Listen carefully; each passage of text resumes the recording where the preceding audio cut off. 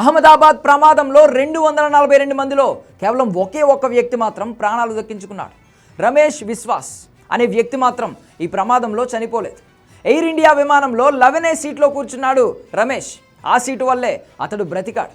సరిగ్గా 27 ఏళ్ల క్రితం థాయిలాండ్లో జరిగిన విమాన ప్రమాదంలో ఒక వ్యక్తి కూడా 11A సీట్లో కూర్చోవడం వల్ల ప్రాణాలు దక్కించుకున్నాడు. ఆ వ్యక్తి పేరు రియాంగ్ జేమ్స్. 1998లో థాయిలాండ్లో రియాంగ్ ప్రయాణిస్తున్న విమానం కూలిపోయింది. ఆ సమయంలో రియాంగ్ 11A సీట్లోనే ఉన్నాడు.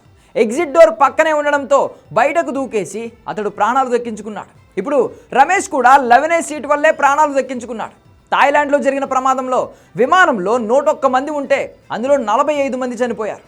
రియాంగ్ బ్రతికి బట్టకట్టాడు.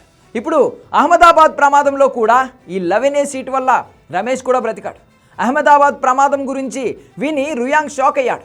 27 ఏళ్ల క్రితం తాను కూడా అదే 11A సీట్లో కూర్చోవడం వల్లే బ్రతికానంటూ ట్వీట్ చేశాడు. ఇన్ని సంవత్సరాల తర్వాత అలాంటి ప్రమాదమే మళ్ళీ జరగడం, అదే 11A సీట్ వల్ల మళ్ళీ ఒక వ్యక్తి ప్రాణాలు దక్కించుకోవడం యాదృచ్ఛికంగా ఉన్న ప్రతి ఒక్కరిని షాక్కు గురిచేస్తోంది.